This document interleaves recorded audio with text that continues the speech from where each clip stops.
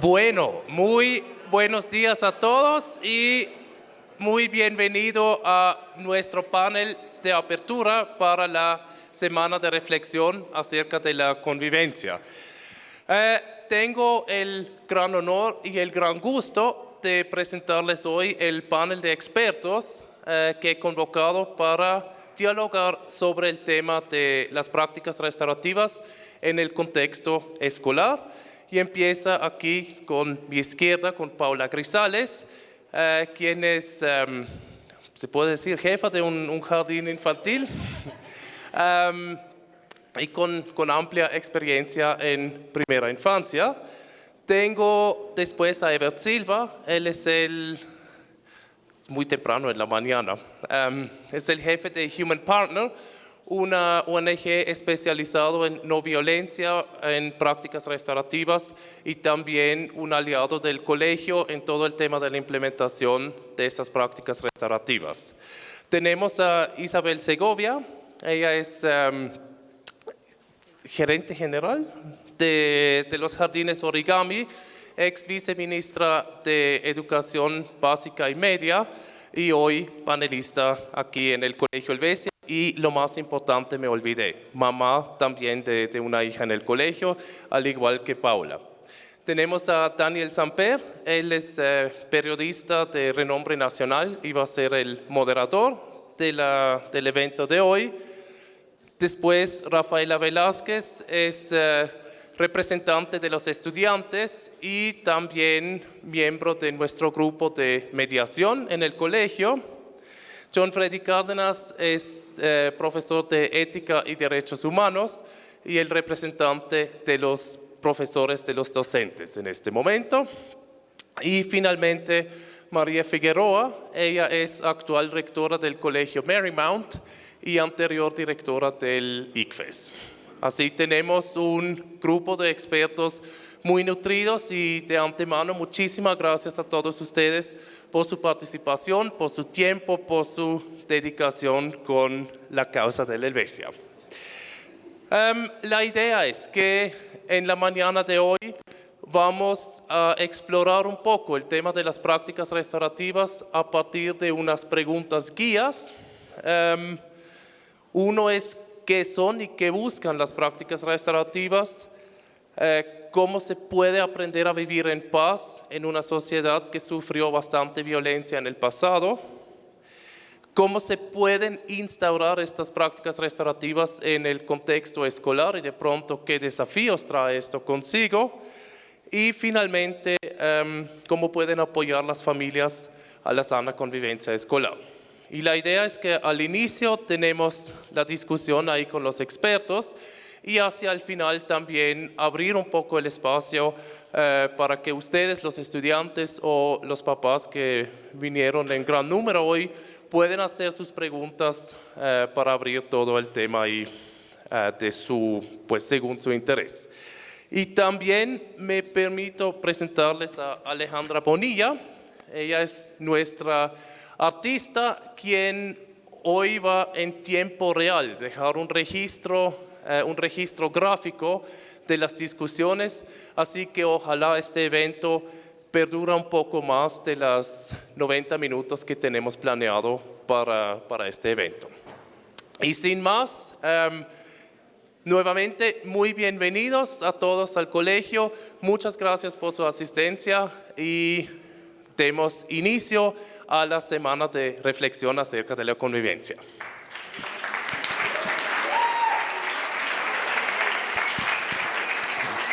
Bueno, muchísimas gracias, muy buenos días a todos muy bienvenidos. Esperamos que todo este espacio que es muy necesario sea muy provechoso para todos los que estamos acá, tanto padres como alumnos, como estudiantes. Todos sabemos que el Helvecia ha estado en el centro del corazón de un debate sobre temas de matoneo a raíz de dos denuncias concretas, ambas muy seguidas por lo demás, de padres de familia cuyos hijos dicen haber sido víctimas de matoneo y demás, de modo que ese es el contexto fundamental para que todos entendamos que esos temas se deben hablar, se deben debatir, se deben mirar a los ojos con el fin de que se puedan superar y de que nunca más se repitan. Y por eso creo que lo primero y más importante, ya que hablamos de contexto, es responder la pregunta de qué son y qué buscan las prácticas restaurativas. Es decir, por qué ese va a ser el vehículo más importante para empezar a superar este tipo de episodios y dejarlos en el pasado. No sé quién quiera comenzar hablando de esas prácticas. Precisamente frente a esa pregunta no puedo olvidar una charla que la semana pasada tuvimos en el contexto del modelo ONU acá en el colegio, y tuvimos la oportunidad de hablar con el magistrado Alejandro Ramelli precisamente sobre el mismo tema, sobre el ejercicio de la justicia restaurativa. Pues ellos lo estaban mirando desde la perspectiva de la JEP, pero puntualmente nos concentramos en esa palabra de lo restaurativo. Y en medio de su charla surgió una pregunta, y era, veíamos una audiencia de la JEP, voy a hacer un paralelo un poco para explicar esto, y era que en el escenario se encontraba en el mismo nivel los magistrados de la JEP, las víctimas o representantes de las víctimas y los miembros del secretariado de las extintas FARC, por decirlo de esa manera. Y surgía la pregunta de, siempre se ha visto que en la justicia pues es un poco más ceremonial, el juez arriba, las personas allá abajo y él tomando la decisión. En la justicia restaurativa, en ese escenario donde los tres están al mismo nivel, traigo esa imagen al paralelo acá, y es que en la justicia restaurativa no miramos a quien toma la decisión, a quien fue afectado y al ofensor, sino que nos miramos como comunidad, pero concentrados en quien recibió la afectación. Todos los sistemas de justicia generalmente se enfocan en castigar, en sancionar, en aplicar la norma. En la justicia restaurativa nos miramos como comunidad, qué nos pasó, qué fue lo que sucedió y sobre todo cómo restablecemos la situación a unas condiciones ideales previas al daño causado, pero siempre enfocados esencialmente en la víctima, cosa que a veces se olvida. O sea, la víctima fue herida, fue afectada, y todos se volcan en cómo castigamos, cómo sancionamos, y nos olvidamos de que hay una afectación. Y la afectación pues inicialmente es sobre la víctima, pero cuando alguien es afectado, un miembro de la comunidad, de alguna manera la comunidad también se ve afectada. Se ven, el tejido social se rompe, las sanas relaciones sociales también se rompen, y en la justicia restaurativa nos enfocamos en cómo reconstruir ese tejido social como comunidad, todos empezando con la víctima que se ve afectada, pero también con el agresor, porque no podemos sencillamente sacarlo, echarlo y ya, porque eso en el fondo no soluciona nada, porque quedan heridas allí y eso repercute después en el tejido social, como ya lo mencioné. No sé, primero si me pueden regalar otro micrófono. Ah, eso, perfecto, sí. No sé si quisieras tú hacer alguna precisión, sí, para complementar Pues no. lo que dijo el profe. ¿Funciona? Sí. Okay, listo. Bueno, buenos días a todos. Buenos días, un gusto estar acá. Eso complementar porque creo que la definición del profe John está maravillosamente clara en términos del posicionamiento. Me parece que es maravilloso la estructura de lo que pinta en el posicionamiento, de cómo están todos relacionados en esto. Una definición que hoy un día que puede ser útil, digamos ya en nuestro contexto y en entender la participación de la comunidad, es las prácticas restaurativas no son el para ni el contra, sino el con. Y lo que quisiera explicar aquí es el para, es una cosa que tendemos además los padres de familia a hacer mucho, que es proteger a nuestros hijos, es no terminar de validar el hecho de que pueden ser o víctimas o victimarios en cualquier situación, y nosotros ponernos adelante, entonces estamos trabajando para ellos. Eso es un tema, es una cosa que hacemos normalmente como padres de familia. El contra, le pasa mucho a las instituciones educativas, que es el juzgar, es la parte punitiva, es el castigo que a la larga, digamos, termina teniendo no efectos, y lo restaurativo realmente es el con, y por eso incluye a la comunidad, es yo acompaño, yo estoy con las víctimas, yo estoy con los victimarios, soy parte de una comunidad, no es un tema de frenteo solamente entre la víctima y el victimario, que es muy importante porque a veces se malentiende el trabajo de las prácticas restaurativas en esto, es cómo la comunidad acompaña el proceso y estamos todos juntos velando por el mejoramiento de lo que está sucediendo y por resolver el conflicto y poderlo restaurar y reparar. Entonces, me parece muy interesante en esta definición no es el para, complicado con los papás normalmente, no es el contra, normalmente las instituciones tendemos a hacer eso, señalar, juzgar y ser punitivos, sino cómo acompañamos, es cómo estamos en el con en todo este proceso. Perfecto, no sé si alguien quiera tener todavía más precisiones. Hola, buenos días. Yo me presento, soy Paola Grisales, muy agradecida con el colegio por esta invitación. Aquí dialogando y reflexionando sobre este tema tan importante para nosotros como padres y para la comunidad educativa en general. Y solo por agregar que creo que das una definición pues muy clara, tú también nos das como el paso a paso de los puntos que debemos tener claves para esa restauración, y yo me voy un poquito más a lo fino del elemento o del canal por el cual podemos llegar a ese tipo de situaciones, y es a través de la comunicación y a través de los buenos vínculos.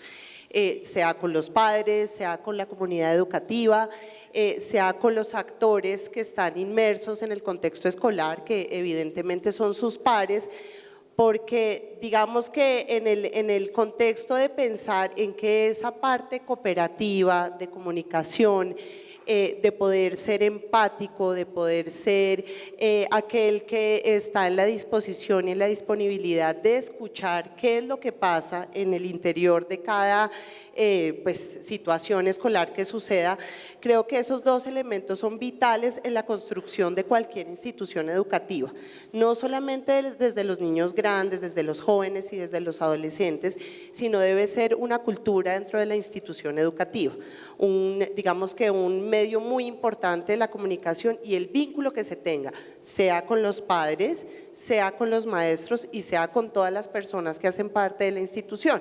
Porque si bien se dice, y digamos que los mecanismos y los pasos que nos muestra el acompañamiento de esta restauración, digamos, de esas situaciones, necesitan de una buena comunicación y de un buen diálogo.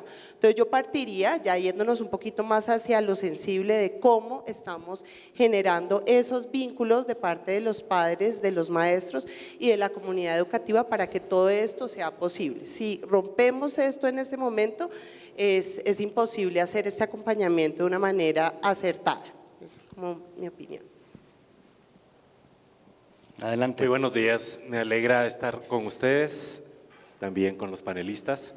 Veo por aquí algunos estudiantes, papás con quienes hemos hecho ya algunos primeros acercamientos.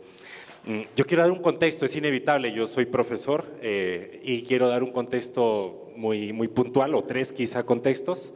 El primero, las relaciones humanas históricamente se han constituido de forma vertical, históricamente, es decir, impositivas, y me acojo un poco al concepto que planteabas, contra el otro. Al ser impositivas, se imponían valores, al ser impositivas, se imponían formas y maneras de ser y de estar en la relación. Eso sin duda es frustrante y es doloroso. Y la condición humana, sobre todo hace unos 500 años atrás, comenzó a reflexionar y a pensar si hay otra forma y manera de relacionarse en donde no unos pocos estén determinando sobre los demás qué hacer, qué no hacer, cómo estar, cómo no estar.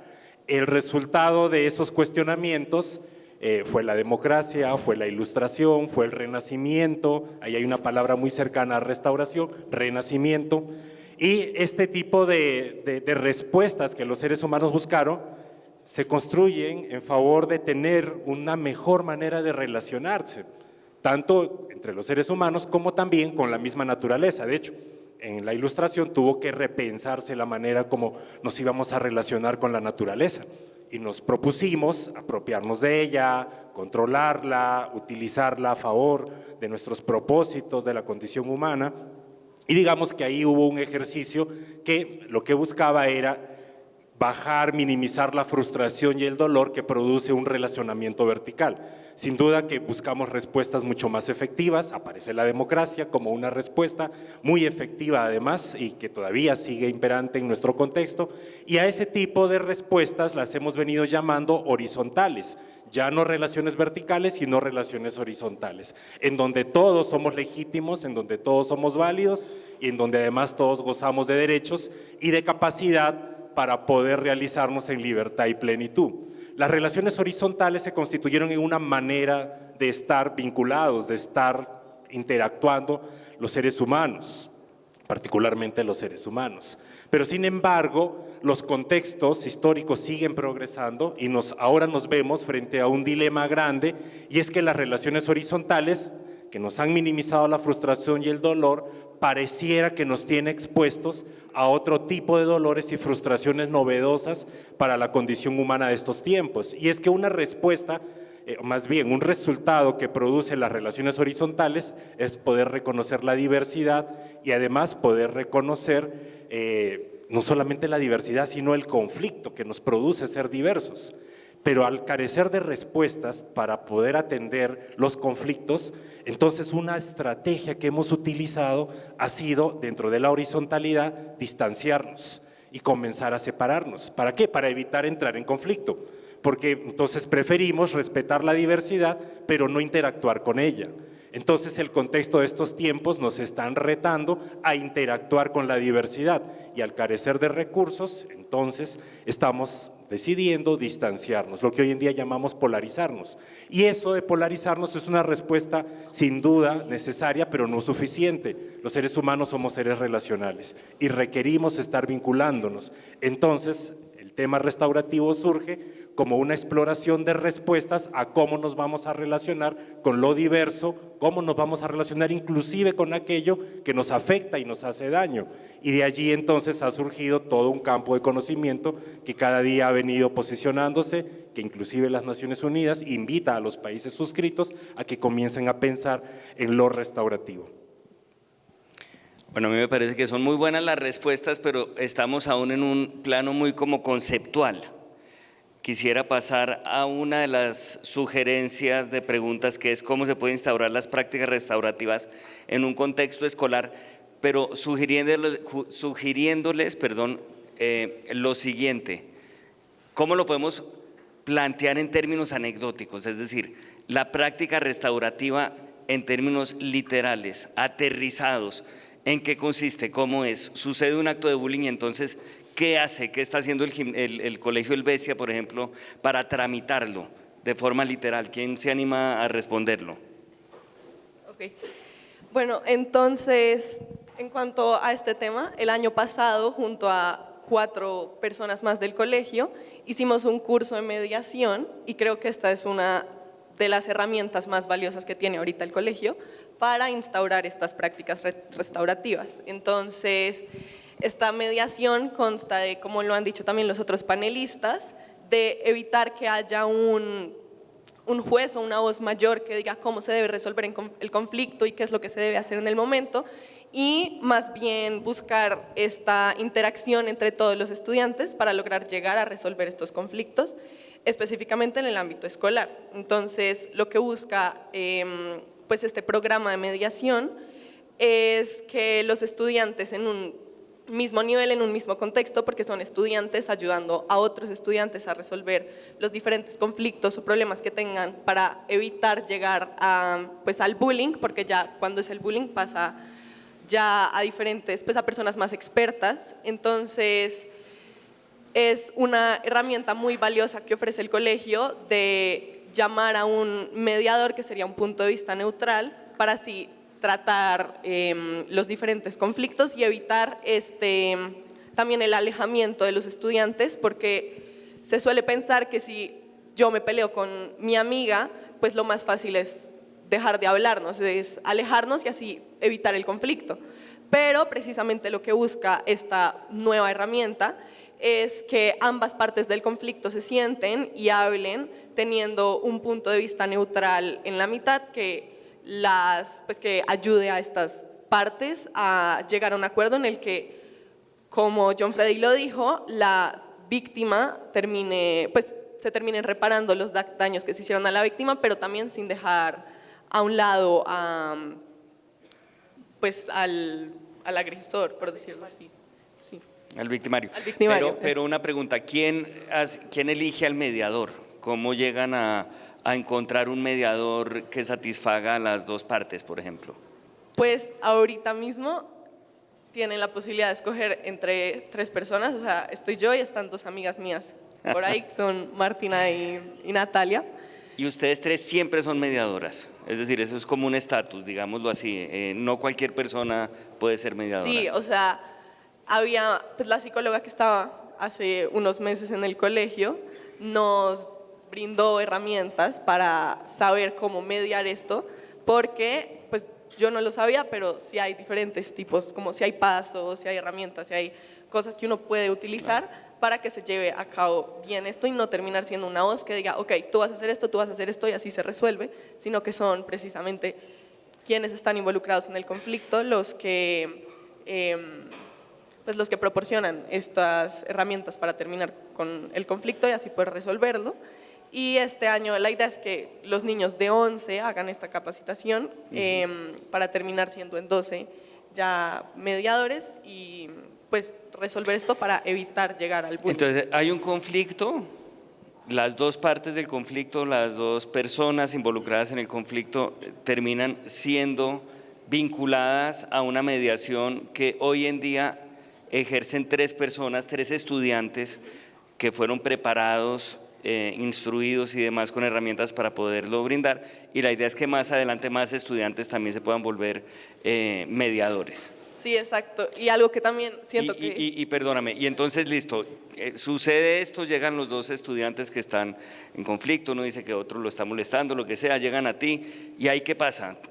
Arman, supongo yo que un espacio, una cita, y cómo se tramita eso, van conversando, ¿qué pasa? Pues la idea es que la conversación se dé especialmente por parte de quienes están involucrados en el conflicto. Lo que evita el mediador es que se empiecen a atacar y que sea ya como un enfrentamiento, más como que los lleve más a seguir con la pelea. Entonces la idea es como que el mediador lo único que haga sea ser una fuente que lleve esta conversación a un lugar en el que ambas partes se sientan cómodas para dar su punto de vista y decir qué les parecería útil o con qué se sentirían satisfechos para así terminar con el conflicto y que la víctima se sienta bien, al igual que el victimario, pero sin dar un propio punto de vista o hasta sin decir qué es lo que se debería hacer. La idea es que solo sea que el mediador sea únicamente un guía para solucionar el conflicto. ¿Has intervenido más o menos en cuántos conflictos tú? Pues ahorita no he empezado como tal la mediación, sino que estamos haciendo que especialmente los niños de primaria, que son el objetivo principal de los mediadores, pues de nosotras 3, nos conozcan, porque es muy difícil que un niño de 4º, 5º quiera contarle sus conflictos y sus problemas a una niña de 12 que nunca ha visto y que no conoce. Entonces justo hoy vamos a ir las 3 como a ciclo 1 y ciclo 2 a presentarnos, a hacer actividades con ellos y ya ver el resto del semestre y pues del año cómo se desarrolla el proyecto. Ah, bueno, pero muy chévere. En el Marymount, ¿cómo suelen tramitar este tipo de situaciones? Bueno. Número 1 y número 2, ¿qué opinas de esta metodología de la Helvecia? Bueno, pues esas mediaciones hacen parte de las prácticas restaurativas, pero quisiera retomar que estas prácticas restaurativas no son únicamente esas mediaciones y no son únicamente cuando hay una víctima y un victimario. Como decía Paola, esto inicia en toda la comunidad.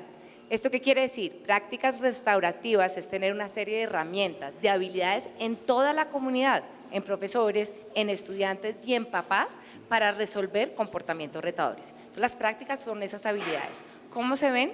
A través de conversaciones estructuradas, conversaciones un poco más formales y pueden ser de mayor o menor intensidad. Por ejemplo, para los chiquitos se hacen círculos en el salón de clase.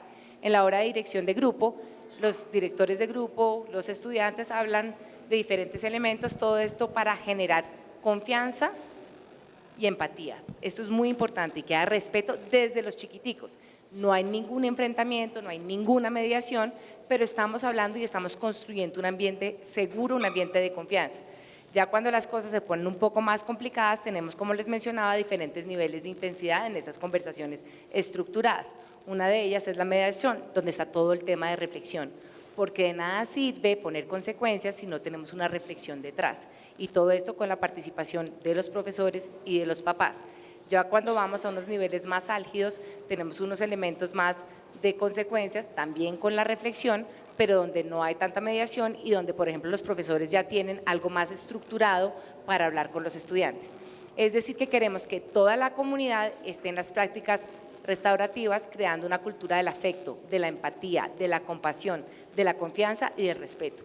¿Qué más hay en las prácticas restaurativas? Los no negociables, los inadmisibles, lo que como colegio no queremos. Entonces, hay unas cosas que ya se han normalizado un montón, un lenguaje que tenemos, unos comentarios que se hacen, unas respuestas sin reflexión, y eso como colegio, como comunidad, tenemos que irlo cambiando poco a poco. Entonces, esos inadmisibles se hacen dependiendo del nivel de desarrollo de cada estudiante en cada etapa. ¿Qué podemos decir? ¿Qué no debemos decir? ¿Cómo se está sintiendo la otra persona? ¿Qué vas a hacer para reparar por cómo hiciste sentir a fulanito? Pero es muy importante que haya una comunidad y un ambiente listo para recibir este tipo de interacciones. Toda una cultura, pues, no simplemente Es toda un una mecanismo. cultura, no es un No es solo un mecanismo, encuentro. sino una cultura. Exacto. Muy bien.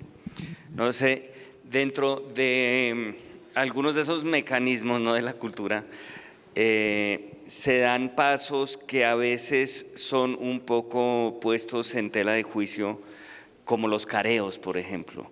No sé si quisieran hablar como de esos puntos medio polémicos, difíciles, que quizás no suceden en unos primeros momentos en los que se está tramitando pues el conflicto, sino cuando está un poco más, digamos que cuando ha surgido el conflicto o ha madurado ese conflicto en un asunto un poco más complicado. No sé quién quiera animarse a hablar de eso.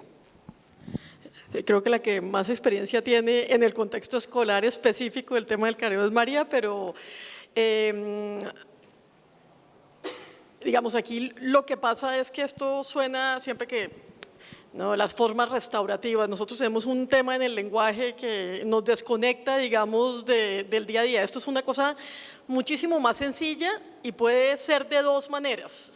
Puede ser muy espontánea, y en el tema de ser muy espontánea tiene que tener una estructura de haberse formado y enseñado en una comunidad desde muy jóvenes los niños. Esto no es un tema que uno hace en 11 y 12 como los niños que están acá, no es un tema que uno hace en los niños a partir de la adolescencia. Esto debe venir de una práctica generalizada que se hace en un ambiente escolar en donde todas las relaciones, digamos, se median comunitariamente, o sea, generando comunidad. Una cosa que pues a mí me parece que el colegio ha venido tratando de hacer, que es volver a fortalecer ese instinto de comunidad que se tiene en un colegio que además pues tiene todas las condiciones para poderlo tener, que es pues un colegio lo suficientemente pequeño, donde casi todo el mundo se conoce o se ha visto, y entonces donde verdaderamente se puede generar una sensación de comunidad. Eso es una cosa que se debe hacer en todos los grados, a todos los niveles, comenzando por los más chiquitos, y entonces evita uno que esto se vuelva una forma de resolver conflictos, sino es una estructura comunitaria que ayuda justamente a que las relaciones se medien comunitariamente. Y así justamente se evita meter en este tema de, bueno, ahora nos vamos a poner uno y usted, y el que está en el medio, que como dijo Rafaela, ella ha recibido instrucción y capacitación para poder hacer eso. Esto no es una cosa que se pueda ahí hacer tan informal, asegurarse que no se vuelva esto, que no se escale a un conflicto mayor cuando ya el tema es conflictivo. Entonces, porque pues eso se puede salir de las manos en un segundo cuando no se ha tratado el tema de empatía, de tranquilidad, de cómo se maneja el tema de resolución, de conflictos, de cómo se avala el sentimiento del otro, cómo reconocemos al otro del otro lado, cómo manejamos nuestras emociones. Todas estas cosas, Paola me va a secundar y estoy segura, se aprenden en la primera infancia.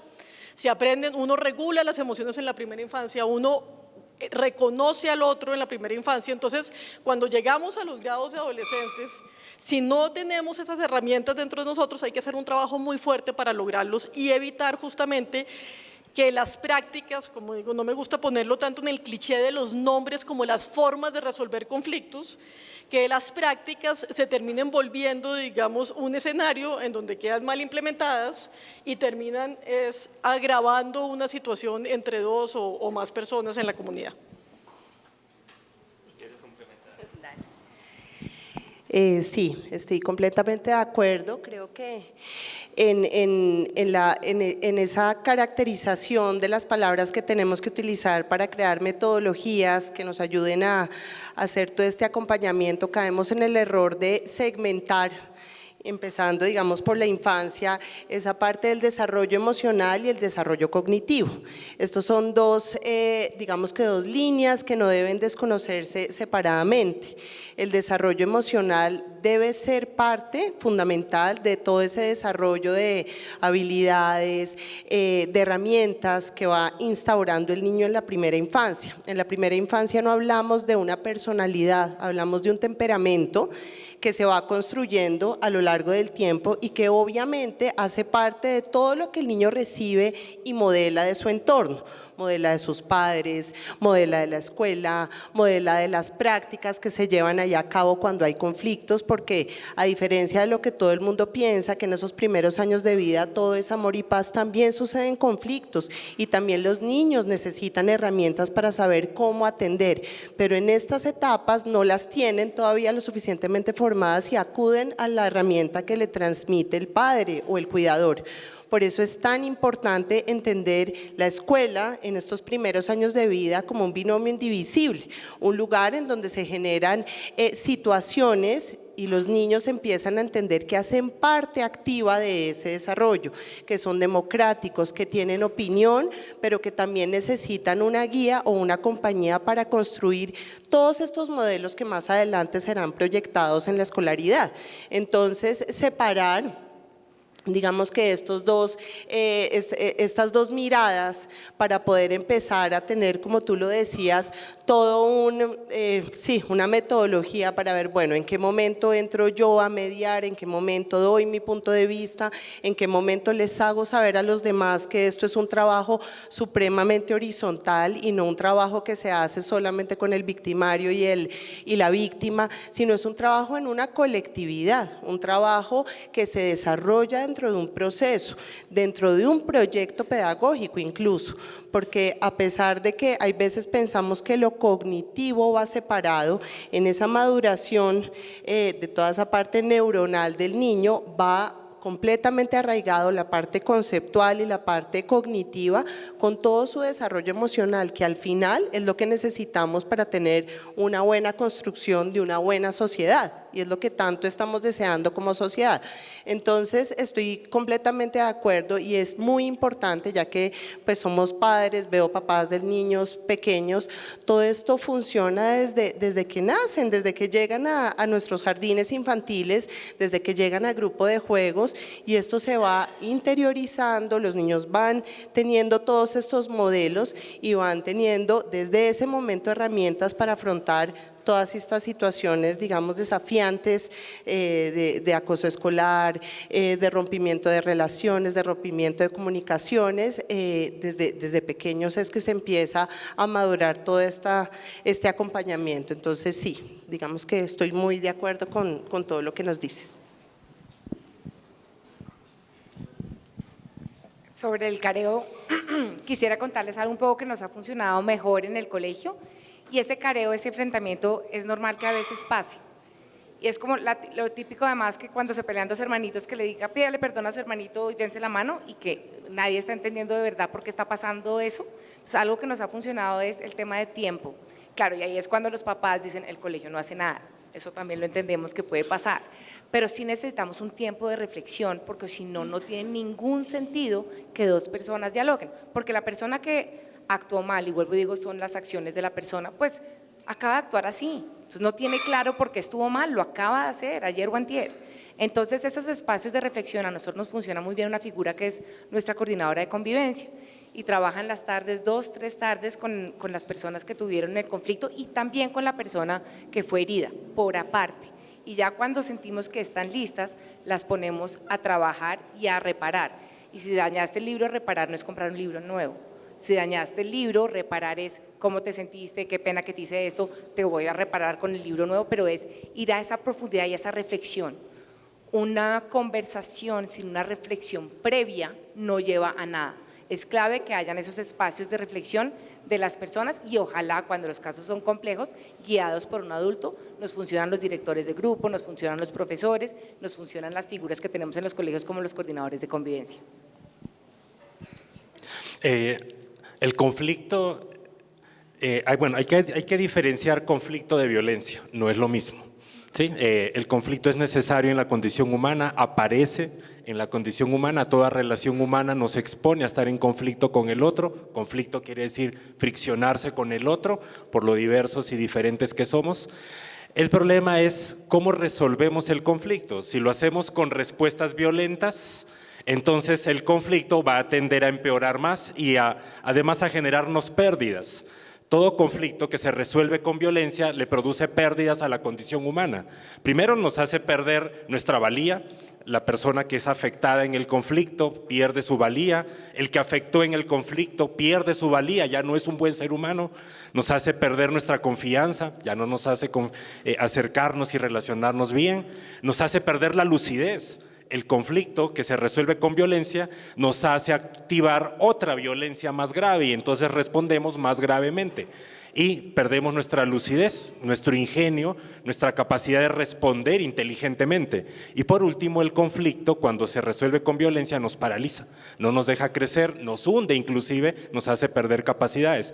Y esto le pasa tanto a la víctima como al ofensor, pero también le pasa a la comunidad. Las comunidades que viven conflicto también pierden estas 4 características, pierden valía, pierden confianza, pierden ingenio para responder y además no crecen, pueden inclusive decrecer. Entonces una respuesta como el careo es una respuesta violenta al conflicto. ¿Por qué? Porque pone a las personas a que haya un vencedor sobre el otro y aplicamos técnicas muy buenas para las disciplinas como la argumentación, pero no muy buenas para la condición humana, porque el ser humano es mucho más que ideas. El ser humano es emociones, afectos, y las emociones y los afectos es una construcción que se hace con el otro, no se hace de manera individual. Es decir, de nada sirve que tenga mucha inteligencia emocional si tengo un grupo que me está chuzando a toda hora. Tarde o temprano voy a explotar y voy a tener que responder. Entonces necesito, y me uno a lo que han estado aportando, necesito crear no solamente una atención a una situación en donde hay violencia en un conflicto, sino también a una comunidad que no esté instigando, que no esté hostigando respuestas violentas para resolver el conflicto. Y aprender de esto nos va a costar muchísimo porque estamos instalados de respuestas violentas, son las que más tenemos. Culturalmente son las que hemos aprendido mirando nuestra cultura, nuestro entorno. Nosotros los adultos particularmente enseñamos sin darnos cuenta a los chicos cantidad de respuestas violentas. Y quisiera contarles tantas historias de formas como se instala la violencia en las respuestas al conflicto, pero bueno, habrá tiempo en otro momento. Pero sí es importante que podamos crear un entorno que pueda posibilitar precisamente la transformación de ese conflicto, no con violencia, sino con inteligencia, con dignidad, con confianza y sobre todo con posibilidades de que todas y todos los seres humanos que estemos implicados podamos crecer. Ahora María mencionaba a los padres y aquí pues estamos acompañados por la presencia de varios padres de familia que estoy seguro se están haciendo la pregunta de qué debe hacer uno en caso de que su hijo o su hija protagonice un episodio de matoneo o algún conflicto, en caso de que su hijo sea víctima de un episodio de matoneo o victimario de un episodio de matoneo o víctima y victimario, porque muchas veces la misma persona puede tener esas dos condiciones. ¿Cómo puede uno desde la casa, desde la familia, acompañar una situación de estas para que haya una convivencia escolar sana? No sé quién quiera comenzar con la respuesta.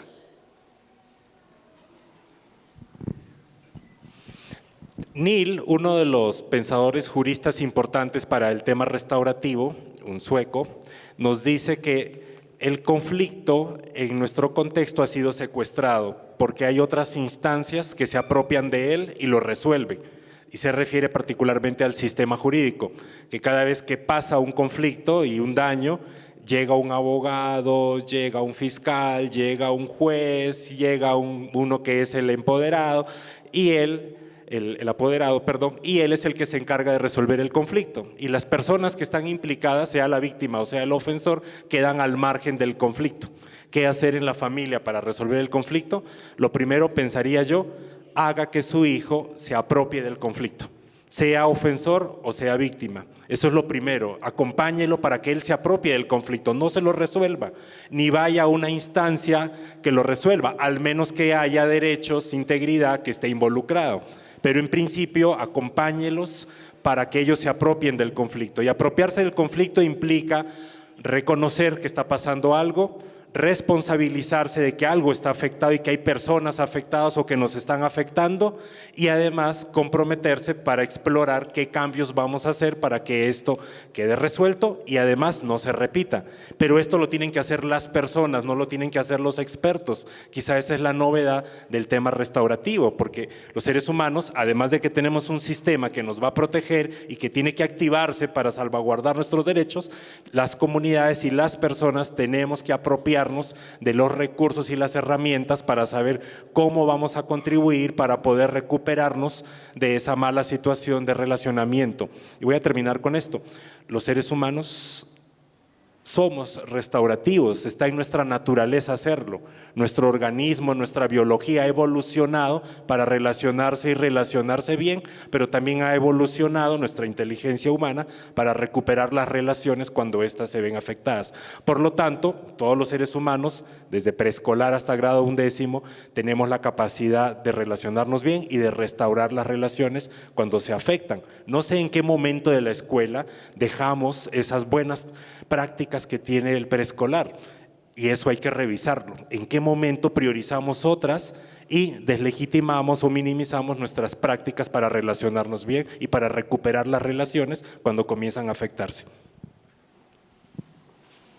El tema de la participación de los padres es fundamental y creo que pues, ese es el granito que faltaba en el proceso de cualquier práctica restaurativa. En un entorno escolar, si los padres de familia no son parte de la comunidad, no se logra nada. A uno pues, le gusta mucho que los colegios le resuelvan a uno los problemas, pues para eso paga uno y lo deja ya a los niños, pero en el mundo en el que vivimos hoy, a donde estamos expuestos a tanta información permanentemente, y en un país como el que estamos, donde tenemos la violencia, digamos, en la cabeza permanentemente, si no hay una participación real como parte de la comunidad de los padres de familia, es imposible prevenir, ni siquiera resolver, sino prevenir conflictos que no tendrían por qué darse en los entornos escolares. Y entonces la participación de los padres es esencial, pero no solamente dentro de la comunidad educativa, sino en sus prácticas restaurativas en su casa. O sea, esto es una actitud que uno tiene que tener y una postura que uno tiene que tener en su relacionamiento todos los días. Y entonces validar el sentimiento de los hijos, escucharlos sin juzgar, cosas que uno hace muy rápidamente, sin resolverle el problema inmediatamente, volverlo partícipe, llegar a acuerdos comunes, tener muy claro que sí y que no, y obviamente no promover relaciones violentas de ningún tipo. Digamos, en una familia donde hay maltrato psicológico, violento, de cualquier manera, digamos, ya ese niño, ese muchacho, esa niña llega con muchísimo menos capacidades de poder gestionar sus relaciones, ni siquiera es de evitar conflictos o de resolver conflictos, sino de gestionar sus relaciones. Yo sé que es perezosísimo que a uno le digan que es que todo empieza en la casa y entonces le toca a uno empezar por ahí. O sea, yo sé, yo los entiendo, papás, yo soy papá y eso es, pues yo soy mamá y eso es un tema, es una responsabilidad muy grande que está metida ahí de fondo. Pero una práctica restaurativa, llamémosla como sea, si la comunidad no empieza en casa, yo sé, suena muy cliché y muy aburrido, pero si no empieza ahí, el colegio realmente se queda sin herramientas para lograr instaurar prácticas restaurativas, pero resolver y sobre todo prevenir conflictos. Es un ejercicio que hay que hacer independientemente de la composición de la familia, que esa es la otra cosa. Normalmente se dice pues que es difícil porque pues, las familias separadas o los conflictos o las familias agrandadas o las otras parejas o los otros hijos o los hermanos, no importa. Toda la estructura comunitaria de restauración debería estar implantada en cualquier modelo de familia que haya para que efectivamente los esfuerzos que hagamos en el resto de la comunidad, sea en el contexto escolar y ya en la sociedad como tal, surjan algún efecto. Bueno, y yo complementando un poquito esto que nos acaban de decir y creo que es supremamente valioso, es que nos quedamos en las prácticas restaurativas, pero no nos tomamos el tiempo tal vez como padres y como comunidad educativa, incluyéndome como directora de jardín, en entender qué pasa con ese niño. Porque el agresor y el victimario están en la misma posición de dificultad y de debilidad para atender ante una situación y para provocar una situación.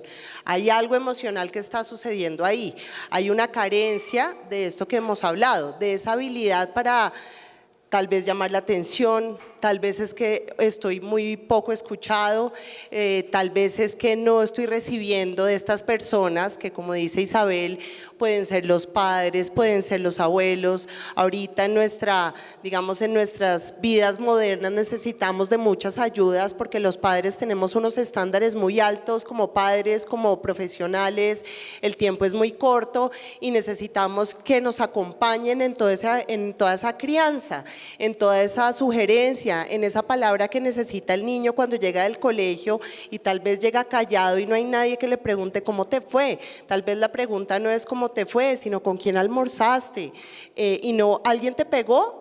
¿Alguien te empujó? Dime quién porque yo hoy hablo al colegio. Entonces nos quedamos un poco con lo superficial, que es el momento específico en donde suceden las cosas y el niño diciendo que lo están molestando o por el contrario que lo regañaron porque hizo algo malo. Entonces, la reflexión acá es irnos un poquito más allá, irnos un poquito atrás, dar un paso atrás y entender qué pasa con ese niño emocionalmente y psicológicamente, qué me estará queriendo decir. ¿Será que hay algún vacío? Ojo, no es volvernos sobreprotectores como padres, no es estar pendiente de todo, como dice Isabel, todo lo que necesites, yo voy a estar para ti, yo te voy a cuidar. Es darle las herramientas para que ese niño, cuando esté en un conflicto, meta sus manitas a los bolsillos y saque la herramienta que más le sirve para ese momento, pero eso digamos que eso no sucede de un día para otro. Eso se construye y por eso los actores dentro de esa construcción de la inteligencia, del desarrollo emocional, empieza por supuesto desde lo más cercano que son sus padres, su familia, su núcleo familiar, y el va y lo confronta dentro de las escuelas o dentro de los jardines infantiles. Por supuesto están acompañados de una cantidad de mediadores, una cantidad de personas expertas en saber leer y saber escuchar, y una disposición de escucha no es solamente estar diciendo bueno, aquí vamos a cantar, tú vas a sacar este libro, tú eres la mediadora porque tú eres muy buena y colaboras con todos, sino es realmente estar en una escucha de ¿qué es lo que trae ese niño al colegio? ¿Cuál es esa esencia? ¿Está pasando por una situación de dificultad? ¿Sus padres están bien? ¿El entorno que lo rodea es un entorno sano? ¿O hay violencia? ¿O hay ausencia? Porque pasa mucho, yo sé que a todos nos pasa mucho en los contextos educativos que tristemente hay ausencia por parte de esos cuidadores. Entonces los niños se ven carentes de la forma en la que reaccionan ante ciertas situaciones. Entonces yo creo que tanto el componente de tener muy claro cuáles son estas prácticas, tener muy claro los actores que están intermediando en esta formación y tener claro que detrás de esa formación va un componente emocional que tiene que ser nutrido, tiene que ser fuerte para tener una buena disposición para crear una sociedad que es lo que más anhelamos en este contexto de formación y educación. Yo quisiera saber qué opina Rafaela, porque hemos hablado mucho de papás y qué hacen los papás, pero dentro de una familia, ¿cuál sería la perspectiva de los hijos? Sí, justo levanté la mano para decir eso, desde la perspectiva de hija, ¿qué me gustaría a mí que hicieran mis papás? Empezando por… Si ya existe un conflicto, si ya estoy metida en un conflicto, ya sea víctima o victimaria, primero que los papás oigan el punto de vista del hijo, porque siento que igual del victimario existe una razón de por qué actuó como actuó y por qué hizo daño, ya sea porque quiso hacerle daño, porque así terminó la situación. Entonces siento que si un papá te oye y si un papá te intenta entender tu punto de vista, ya haya sido tú el que hizo el daño del conflicto o sea a ti el que te hicieron daño, es muy importante tener ese apoyo, que te oiga y que también te dé tu punto de vista, porque sé que en la respuesta anterior, como dije que la idea de un mediador es que pues no dé su punto de vista en cuanto al conflicto, pero siento que ya cuando están los papás involucrados es importante que también se apropien un poco del conflicto de su hijo y no de echárselo al hombro y de que ellos sean los que van a resolverlo, sino brindarle a sus hijos las herramientas que ellos creen correctas, ya pues si se equivocan o no, son papás, pues ya sea un punto de vista mucho más extenso, pues porque es tu papá, te conoce, entonces sí, me gustaría principalmente que me oyeran, o sea, me oyen, ¿no? Pero en el caso hipotético de que no, pues que los papás estén presentes ya sin importar la edad, porque creo que también es muy importante que pues cuando el hijo está chiquito, los papás se involucran más en los conflictos y les brindan más herramientas, pero ya cuando están grandes creen y pues puede que sí, que ya son un poco más maduros para resolver sus propios conflictos, pero igual creo que es importante que los papás le pregunten y se interesen en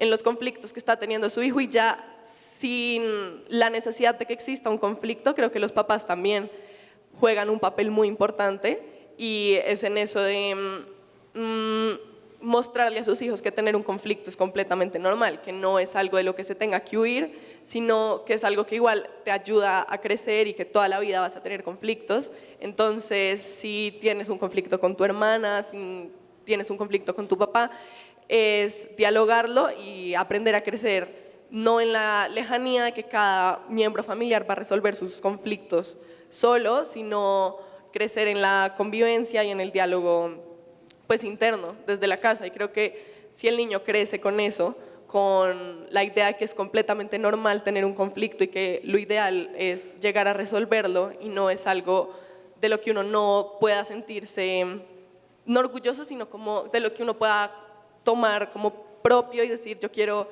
resolver este conflicto y no es algo de lo que tenga que avergonzarme. Creo que puede servirle a los niños en la vida escolar. Bueno, yo creo que hay un problema, de pronto pueda sonar impopular para alguien lo que voy a decir, pero los profes tenemos la razón, pero los papás también tienen la razón y los estudiantes tienen la razón. Entonces todos se paran en esa posición. Yo tengo la razón. Y en el mismo conflicto con Rafaela, ella también tiene razón. Y después me encuentro a un papá del colegio, aquí tengo a 3, y ellos también tienen la razón. Algo difícil en este ejercicio que se nos ha olvidado y sobre todo en la medida de que vamos creciendo, es que olvidamos la capacidad, la habilidad y la necesidad de escuchar, porque tenemos la razón. Y escuchar todas las partes, a veces es muy fácil escuchar, bueno, fácil entre comillas, escuchar a mi hijo que me cuente una situación que le pasó a él o que le pasó a un compañero suyo, con otro compañero del salón o con un maestro, pero cuando lo que nos cuenta es una situación en la que mi hijo o hija ha sido agredido, ha sido vulnerado, se encuentra triste, obviamente uno como padre, también soy padre, a uno le afecta, pero también es importante tener la capacidad de escuchar la otra parte. Desgraciadamente, hay que decirlo, es normal, yo sé que cuando a un hijo de pronto se ve involucrado en una situación donde él ha sido agredido, ha sido vulnerado emocionalmente o físicamente, incluso verbalmente, bueno, de las 1000 maneras que hay, para uno como padre puede ser doloroso. Y yo personalmente, y creo que los que somos profesores acá del ELBESI y con los que he dialogado, tengo la confianza de, creo que si tú como mamá vienes a decirme, es que a mi hija le pasó esto y estoy triste, estoy seguro que los profes entendemos eso, o sea, entendemos en el sentido de que sabemos que hay un dolor allí. Entonces, y que estamos dispuestos a escuchar, pero también esta mamá que viene debe saber que el otro padre o el otro hijo también tiene algo que decir. Y esa parte es difícil. Esa parte puede llevarnos a eso feo que se dijo ahorita del careo, que puede llegar a ser agresivo o violento con las personas. En algún momento se puede dar, pero el ejercicio de escucharnos, de escuchar la otra parte, de desarmarnos y venir a escuchar propositivamente para construir es muy importante. Yo entiendo que uno como padre, si le agreden a su hijo, no puede venir, no, es que qué pasó acá, y la famosa frase que ya se mencionó acá es que el colegio no hace nada. A veces se espera que se haga algo, pero es que hay alguien sobre el que puede recaer ese algo, y también es un miembro de la comunidad, también es amigo, también es hijo, también es estudiante. Entonces hay que mirarnos colectivamente, y eso es importante, y allí el diálogo es un elemento fundamental. Ese proceso no se puede olvidar, escuchar al otro.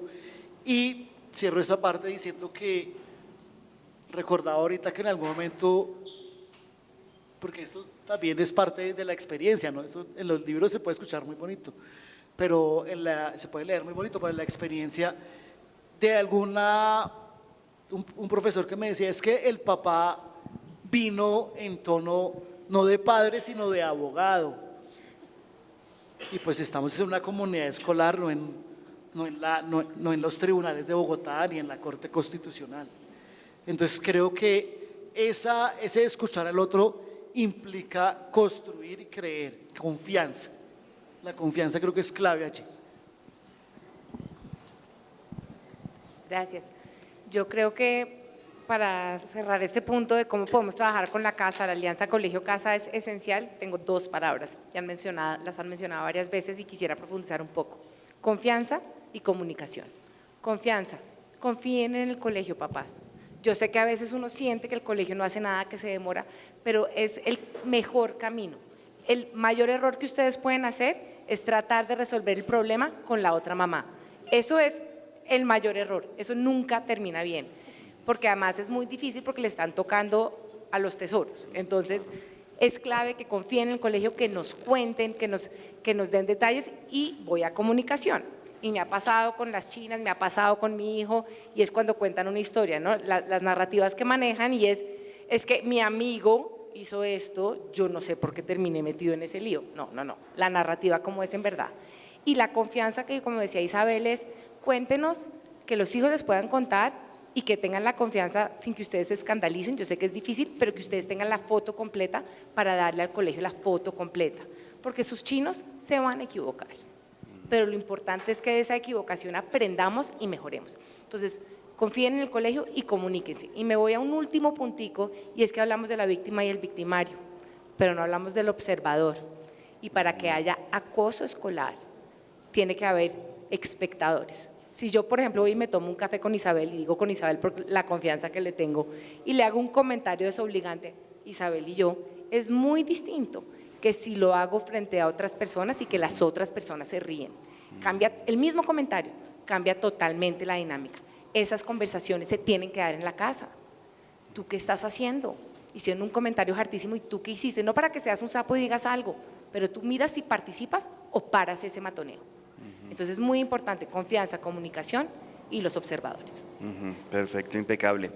Bueno, ayer asesinaron al líder social número 142, hace 2 días se presentó la masacre número 80, estoy hablando de cifras que sucedieron este año y que son cifras, es decir, es insultante nada más el hecho de mencionarlas como un conteo abstracto al que uno ya está completamente acostumbrado. Le da exactamente lo mismo si fue el asesinado número 142 o 143 o la masacre número 94, nos da exactamente lo mismo, no nos interrumpe en absoluto nuestra mañana, porque la violencia en Colombia ya se volvió un asunto absolutamente habitual, un telón de fondo con el que convivimos en muchas capas. Hace 38 años fue la toma del Palacio de Nariño, eso se cumplió hace muy pocos días, de Justicia, perdona. Sí, la de Nariño, ¿no? Y esa es una violencia histórica, y la de los asesinatos a líderes sociales es la violencia coyuntural de este año, lo mismo que la de las masacres, y también hay una violencia cotidiana que uno respira siempre, basta pues asomarse a la calle, manejar un carro, mirar qué está pasando en las redes sociales y demás. Vivimos en un país de naturaleza prácticamente violenta. Entonces la pregunta que yo creo que es la gran pregunta, y por eso la dejo de últimas, es cómo aprender a vivir en paz en un país cuya cultura es la violencia. No sé quién quiera animarse a… yo sé que no hay una receta, pero al menos a esbozar algo, pues. Voy a esbozar algo, no soy experta en el tema, pero creo que lo podemos bajar al contexto. Eso es una realidad, y es una realidad que uno sí puede cambiar. Y es ahí donde yo creo que justamente la reflexión que tenemos que hacer desde la casa, desde el colegio y desde el mundo donde vivimos. No es una realidad a la que tenemos que estar simplemente resignados, que es lo que nos pasa a todos, porque es además lo fácil. Tiene que ver algo aquí con el tema de comunidad restaurativa, justamente, que es mejor alejarse del conflicto que enfrentarlo. Es una forma, de eso también tenemos herramientas, y en Colombia eso sí que provoca hacerlo permanentemente, porque si no, pues uno vive con un desasosiego permanente que tampoco lo deja moverse.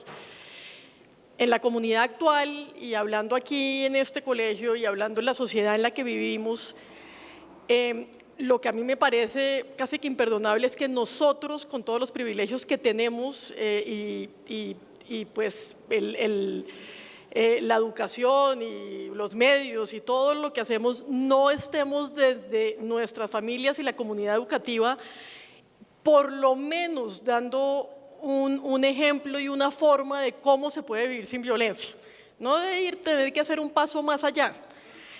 Muchos de los que están acá probablemente han trabajado en temas que tienen que ver con contribuir a mejores formas de convivir, a la paz, a la educación, etcétera, pero no pensamos en todo lo que podemos hacer desde nosotros mismos. Y esto suena casi que autoayuda, pero de verdad es un tema, es una reflexión que no se hace. Y estamos en contextos permanentemente donde está esta misma comunidad, esta misma sociedad, y se porta de manera absolutamente violenta.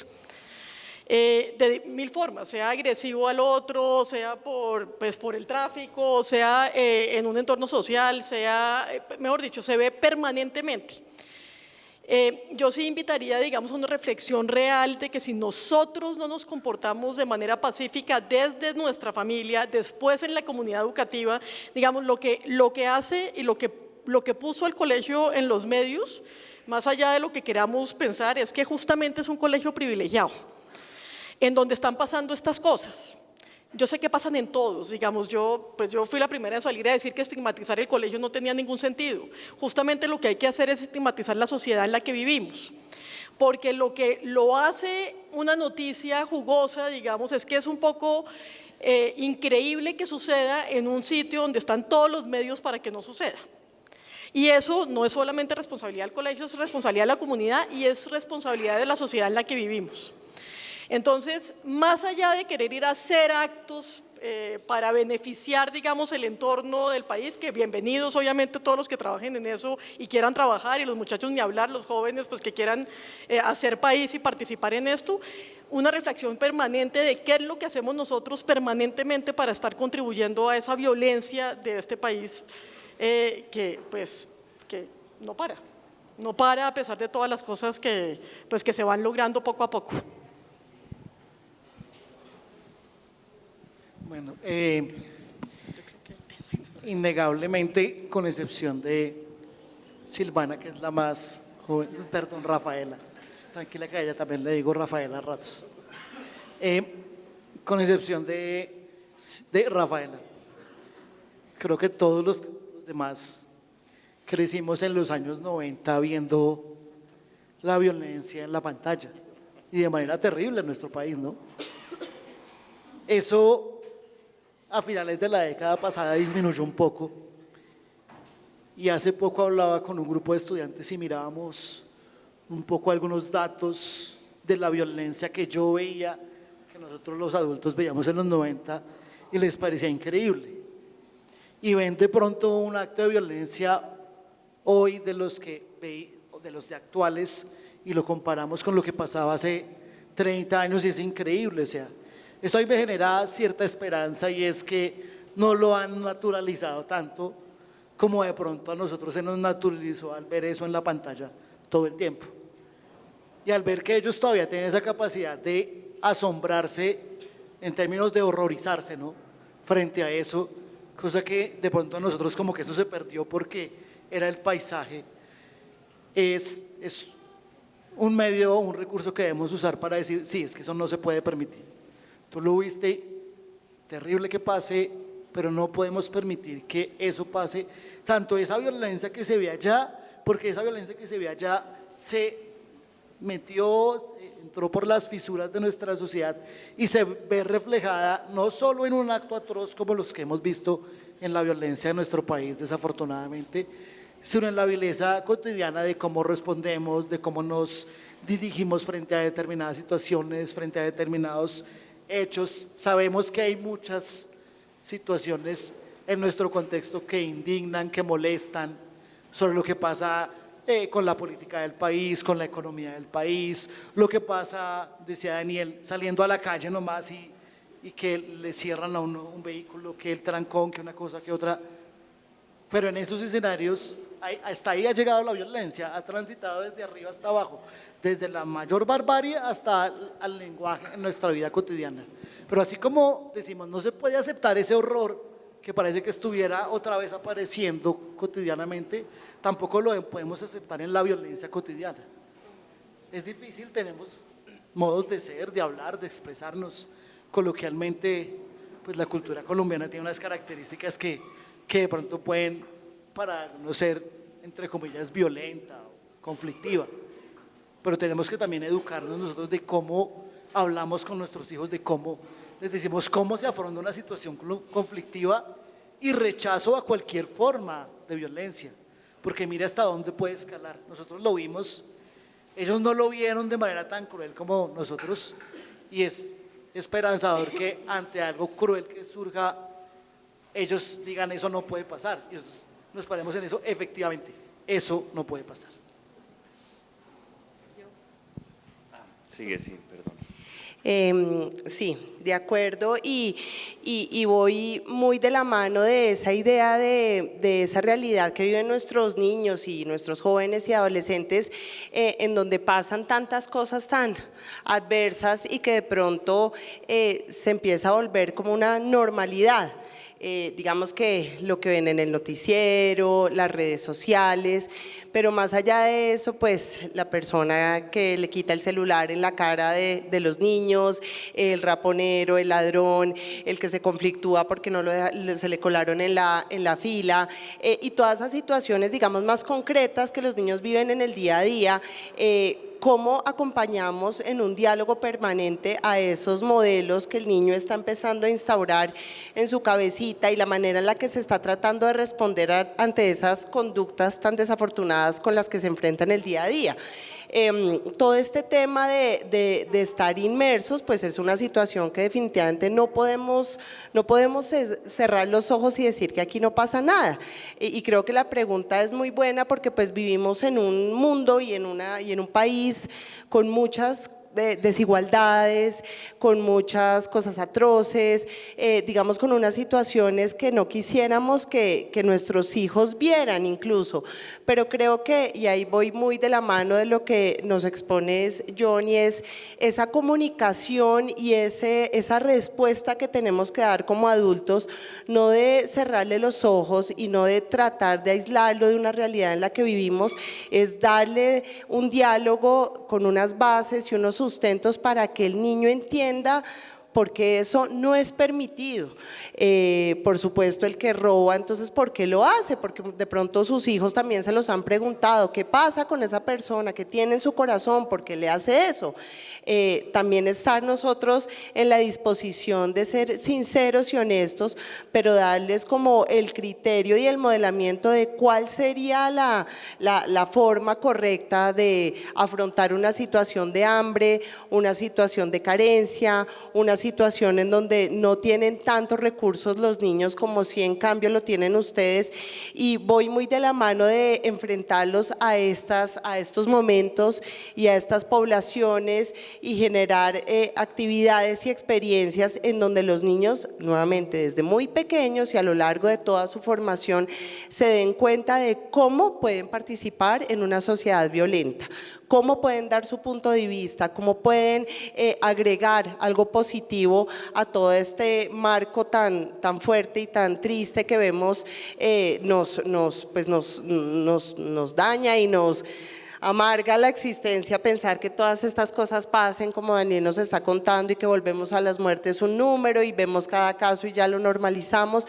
Es ver cómo desde la teoría, desde los estudios y desde la postura del educador o la postura del padre o la postura del acompañante damos unas nuevas miradas y tratamos de responder ante estas situaciones difíciles para los niños, para que ellos también construyan sus modelos y se den cuenta que definitivamente no es permitido para una sociedad soñada o tal vez una sociedad un poquito más amable y amigable, pues que buscamos todos, ¿no? Entonces suena muy fácil, pero creo que esto es un ejercicio de todos, esto es un ejercicio en un colectivo fuerte y estrecho, es un diálogo y es una retroalimentación constante en seguir aprendiendo y seguir construyendo todas estas ideas, porque no es fácil cuando nuestros hijos nos preguntan por qué pasan esas cosas, pero en la medida en la que nosotros nos sensibilizamos y somos actores activos y le inculcamos eso a los niños, creo que pueden tener una visión distinta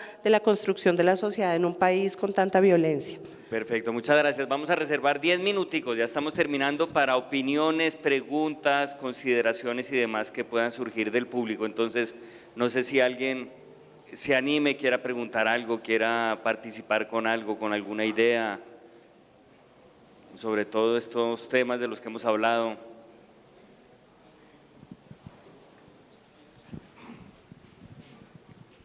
Gracias y felicitaciones por el panel y todos los aportes. Una observación, no es tanto una pregunta, sino los papás. Creo que necesitamos un estudio profundo antropológico sobre esta generación de papás, porque tenemos unos niños eventualmente muy metidos en mucho conflicto que puede que no lo sea. Hay que validar los sentimientos de ellos, etcétera, pero creo que necesitamos también un espacio de trabajo y conciencia sobre la generación de papás y cómo estamos haciendo el trabajo con estos niños. Una observación, no es una pregunta, es a ver ustedes qué opinan de eso.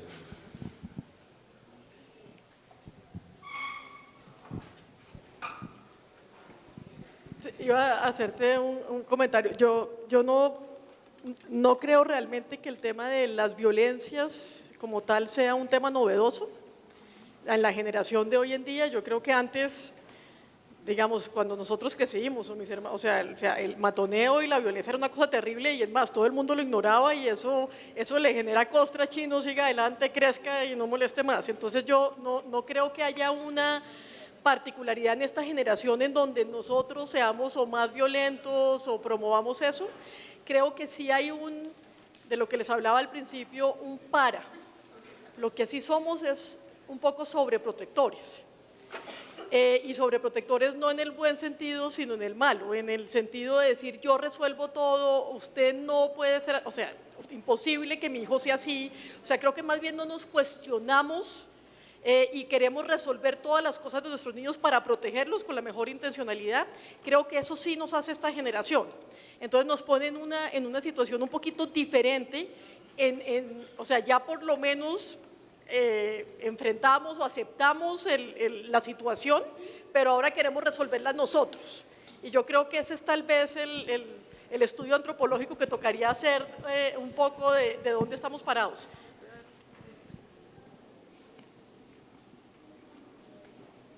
Estoy de acuerdo con Isabel que pues conflicto siempre ha habido, hoy en día es más evidente, sin embargo sí hay un par de cosas que sí quisiera mencionar que son distintas en estas generaciones. El tema post-pandemia. Estuvimos en un momento en donde tratábamos de sobrevivir como pudiéramos y de donde no socializamos y de donde no solucionamos el conflicto, y el tema de redes. El tema de redes es durísimo porque además es exponencial y es viral, y ahí sí se vuelve un acoso escolar viral. Entonces esos son como dos grandes variables que tenemos en las generaciones actuales.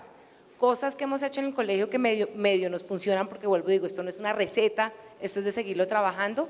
Escuela de padres, entonces tenemos talleres para papás para trabajar el manejo de redes. Claro, ¿quiénes van? Los papás juiciosos, eso siempre pasa, los papás que no necesitan ir, así que si todos ustedes han ido a las escuelas de padre, muy bien, pero sí necesitamos que todos vengan a eso porque además se da un espacio de diálogo, de relacionamiento, de resolución de conflictos. Entonces, escuelas de padres, tema de manejo de redes, por ejemplo, pues me imagino que todos saben que la edad para usar Instagram y Snapchat son 13 y 14 años.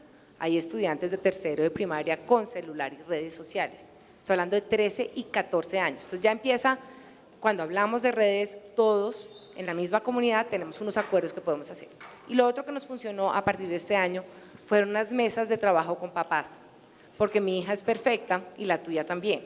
Entonces, ¿qué está pasando si tenemos hijas perfectas? ¿Por qué tenemos estos conflictos? Entonces, sentar a papás que se postularon a estas mesas de trabajo, maravilloso, de un grado en donde teníamos dificultades y se postularon ¿quiénes? Los papás de las hijas perfectas que estaban teniendo conflictos.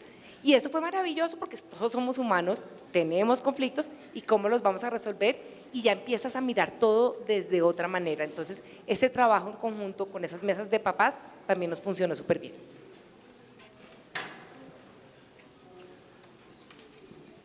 ¿Ya? Buenos días, mi nombre es Carolina Jaramillo, yo tengo 3 hijos acá en el colegio y tengo 2 preguntas puntuales. La primera es si coincido, pues primero los felicito, interesantísimo, y la primera pregunta es, coincido con todos que la familia y los papás pues somos unos actores principales y fundamentales en el proceso de una buena convivencia y en un proceso donde se puede presentar algún matoneo, bullying y demás. Yo leí un post que nos mandaron del Consejo de Padres en donde había un paso a paso, habían 8 pasos para que resolvían una pregunta que decía, soy padre de familia, ¿qué debo hacer ante una situación de convivencia? ¿Sí? Pero me llama la atención una cosa, y es que solo hasta el punto número 7 aparece la familia, ¿sí? Y en el punto número 7 dice, si la situación es de tipo 2, se cita a las familias implicadas, ¿sí? ¿Por qué no citar? Entonces, ahí va mi pregunta, ¿por qué no citar? Y no estoy cuestionando el colegio, estoy cuestionando de pronto el proceso, porque ese puede ser el deber ser en general de todos los colegios. ¿Por qué no se llaman a las familias implicadas desde el principio de la situación para que acompañen junto con el profesor todo el proceso y se llegue a una resolución del conflicto de manera adecuada, de manera amigable y de manera positiva?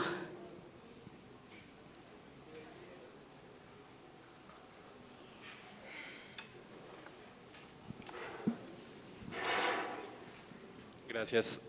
Bueno, primero quisiera decir que, y esto es que como adultos nos sintamos orgullosos, la generación de chicos es el resultado de un trabajo educativo que venimos haciendo. A ustedes chicos los venimos formando para ser más críticos, más pensadores, más buenos comunicadores, más éticos, y eso repercute en que ustedes tienen mejores capacidades que nosotros cuando se trata de generar este tipo de reflexiones. Es decir, ustedes son más críticos frente a la violencia, ustedes son más reflexivos frente a la violencia, no lo saben seguramente, pero han sido educados en esto. A nosotros no nos educaron en esto, nosotros éramos ciegos frente a la violencia. Es más, creíamos que esa era la forma de estar, era la forma de crecer. Hoy en día ustedes reclaman esas formas como una esperanza de pensar, ¿hay otras diferentes a estas? El problema está en que nosotros como adultos no hemos sabido, ni tampoco como sociedad tenemos suficientes herramientas para que podamos reemplazar esas formas violentas por otras formas que no lo son. Por lo tanto, ustedes aprenden de nosotros a resolver los conflictos de la manera como los adultos lo hacemos. Es decir, de cierta manera somos el modelo de ustedes. Y yo pienso que frente a esto una escuela, una comunidad educativa que presenta situaciones de bullying, no son ustedes los chicos los problemas somos los adultos, los papás y los profesores. ¿Por qué? Porque tenemos que aprender a enseñarles. Ustedes están con nosotros 14 años en la educación y tenemos esos 14 años como escuela, como papás toda la vida, pero tenemos esos 14 años para poder compartirles y explorar con ustedes otras formas. Ahora, no esperen que nosotros les digamos cuáles son las mejores formas de resolver el conflicto, porque nosotros tampoco lo sabemos mucho. Tenemos que sentarnos juntos a conversar de eso. Tenemos que sentarnos juntos a hablar de esto y poder explorar con la creatividad de ustedes y la nuestra qué otras maneras y formas vamos a utilizar. Y una de esas es involucrando a las familias, sin duda, porque también los papás son resultado de una escuela que los ha educado en ser pensadores, críticos. Los papás de ustedes son diferentes a los papás nuestros. Nuestros papás venían a la escuela y no participaban activamente, simplemente movían la cabeza diciendo sí. Es más, le decían al profesor, si no está haciendo caso, regáñele, profesor.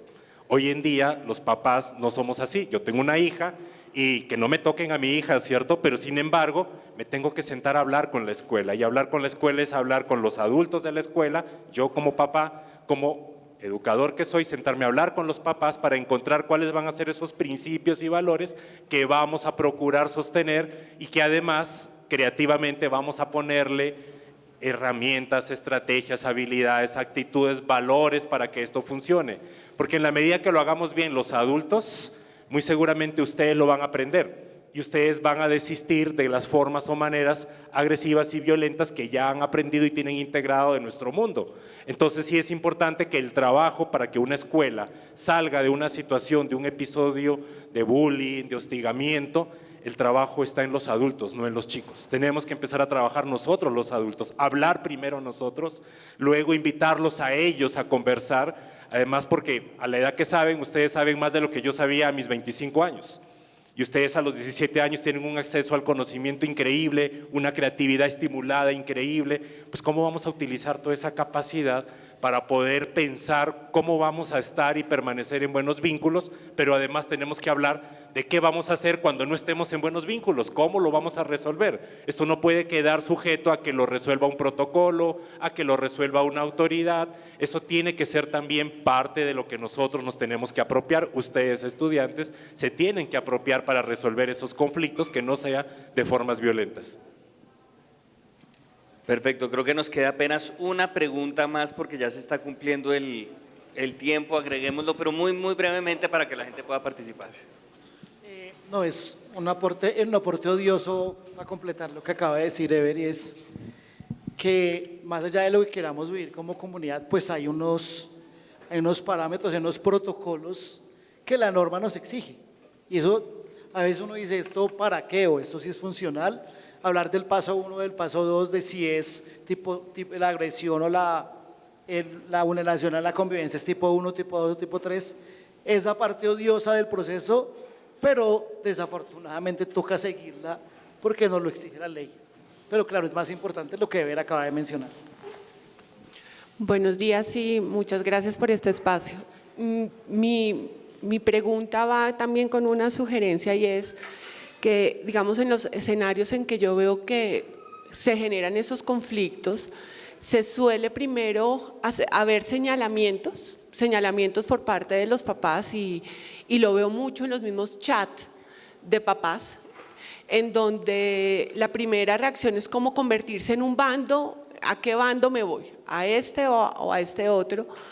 Y sobre todo buscando una supuesta verdad pues que todos sabemos que en este tipo de conflictos hay visiones de una u otra parte, y al final no es buscando una solución. Por supuesto, hay que buscar las causas para entender cómo abordar el tema.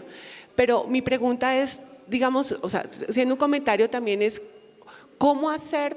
Porque estamos en una cultura de bandos. Tristemente estamos sumergidos en que en los temas políticos, en la noticia, es como obligado el tomar una posición y no realmente atender hacia una solución. O sea, cómo trabajar eso como padres, cómo trabajar eso en conjunto también con el colegio para, en mi sentir, cambiar, digamos, esa línea de aproximación que estamos teniendo y que creo que no contribuye.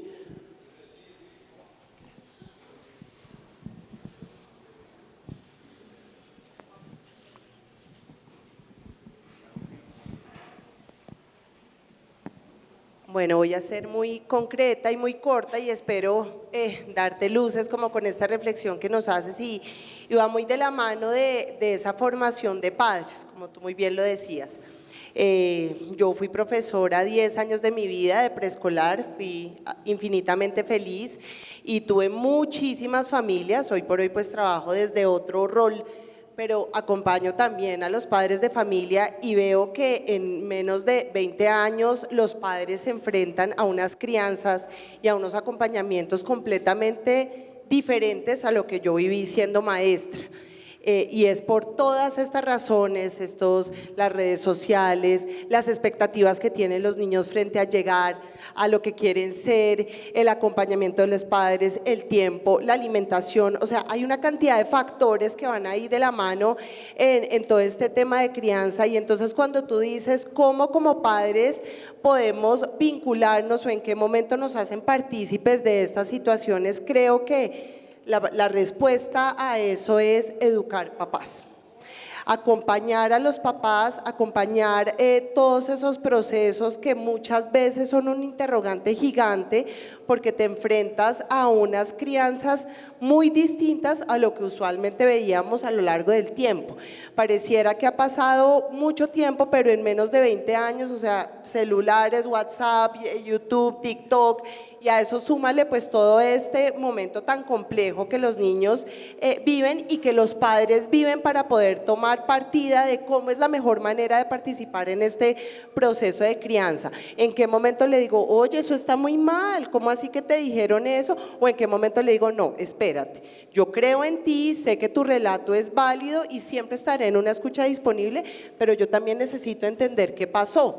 Esa posición es muy compleja y hay que educarla y tenemos que entrenarnos como cuidadores, como educadores, por eso pues formar a los educadores en lo que está pasando en el momento, en lo que nos demanda y el desafío tan grande de la crianza y del acompañamiento y en la formación para tener unos perfiles, digamos, adecuados para la sociedad. Entonces yo pienso que no es de otra manera, es a través del diálogo, es a través de la construcción de todas esas buenas prácticas dentro de las personas que saben qué está sucediendo ahorita en el momento con toda esta evolución de los niños y todos los temas que nos ponen sobre la mesa para actuar de la mejor manera posible, porque lo que tú dices es muy válido, en qué momento yo digamos que me vuelvo de un bando o del otro y digamos que para poder aportarle a una buena respuesta no es tener un bando, sino es aportar de la mejor manera posible. Si mi hijo, yo soy mamá de 2 hijos, uno de 7 y uno de 5, si mi hijo es el que está atacando, ojalá yo le pueda dar la herramienta para que él no sea esa persona, pero en el momento en que lo vengan a atacar también darle la herramienta para saber cómo puede responder, porque yo como mamá no puedo estar ahí a pesar de que confío plenamente en las respuestas del colegio. Y sé que si ellos destacan que en el momento en el que me deben llamar a mí es en el 7º próximo paso metodológicamente, pues es ese momento en el que yo intervengo ya de una manera más activa. Pero muy seguramente mi hijo me llegó a mi casa diciéndome que algo le había pasado y ahí es donde tengo que estar yo como una figura activa para abordar esa situación. Entonces, digamos que en los tiempos y en los bandos, creo que la manera más acertada es acompañar estas crianzas que son muy complejas, con unos desafíos muy grandes en la construcción y en la formación de nuestros niños, o sea, es educarlos. Yo creo que se nos acabó ya el tiempo, muy agradecidos con el colegio por este espacio muy necesario, muy agradecido con los panelistas, muy buenas las luces que arrojaron sobre este tema que es tan complicado. No sé, rector, si quiere decir algo más, si vamos a dar la hora libre, que yo creo que es lo que corresponde, pensaría yo. Bueno, muchísimas gracias. Pues en este momento que me queda, antes de todo, agradecer muchísimo a mi panel.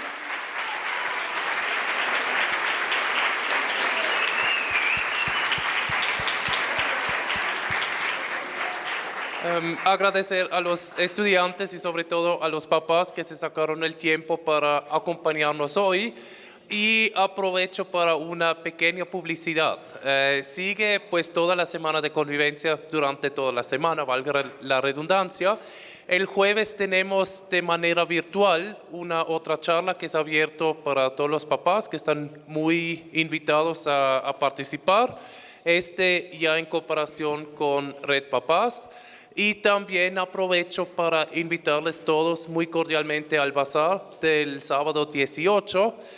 Eso en cooperación con la Fundación Suiza Colombiana y como siempre habrá muy buena comida, muy buena oferta y sobre todo una excelente oportunidad para socializar, para encontrarse de manera más relajada. Y con esto les deseo a todos un excelente día, una excelente semana. Muchas gracias.